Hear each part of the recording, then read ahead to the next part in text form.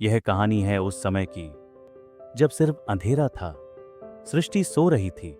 भगवान विष्णु गहरी योग निद्रा में लीन थे और उनकी तंद्रा से जन्मे दो महासुर मधु और कैटब। ये सिर्फ दानव नहीं, विनाश का दूसरा नाम थे।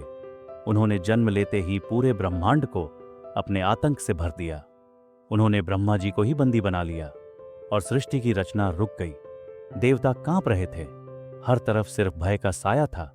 तब सभी ने एक होकर आदिशक्ति मां दुर्गा को पुकारा। मां ने विष्णु भगवान को उनकी योग निद्रा से जगाया और फिर शुरू हुआ एक ऐसा महासंग्राम जो 5000 वर्षों तक चला। मधु और कैटब को इच्छा मृत्यु का वरदान मिला था। उन्हें कोई भी उनकी मर्जी के बिना नहीं मार सकता था। उनका अहंकार आसमान छू रहा था। तब देवी ने अपनी माया से उनके अहंकार को भड़काया। भगवान ने दैत्यों से कहा कि तुम दोनों के युद्ध से मैं परम प्रसन्न हूं, अतः मुझसे इच्छानुसार वर मांगो। दैत्य भगवती की माया से मोहित हो चुके थे। उन्होंने कहा, विष्णु, हम याचक नहीं हैं, दाता हैं। तुम्हें जो मांगना हो हमसे प्रार्थना करो, हम देने के लिए तैयार हैं। भगवान बोले, यदि देना ही चाहते हो तो मेरे हाथों से मृत्यु स्वीकार करो। भगवती की कृपा से मोहित होकर मधु और कैटब अपनी ही बातों से ठगे गए।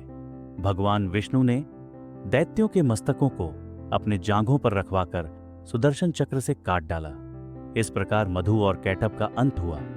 यह थी देवी की पहली विजय, उनके शौर्य का पहला अध्याय। महिषासुर का आतंक। लेकिन यह तो बस शुरुआत थी।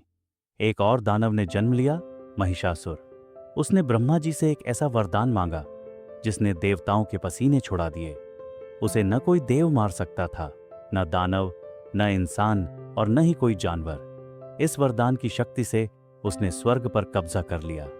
इंद्र सहित सभी देवता निर्वासित हो गए, बेघर हो गए। तब सभी देवताओं ने अपनी अपनी शक्ति को एक जगह मिलाया। उस प्रचंड ऊर्जा से जन्मी मां दुर्गा। हिमालय ने उन्हें सिंह दिया, विष्णु ने सुदर्शन चक्र, शिव ने त्रिशूल और वरुण ने शंख। सभी शक्तिशाली अस्त्रों से सुसज्जित वो थी महिषासुरमर्दिनी। 9 रात और 9 दिन एक भीषण युद्ध चला। महिषासुर अपनी मायावी शक्तियों से कभी भैंसा, कभी हाथी, कभी शेर तो कभी इंसान का रूप लेता।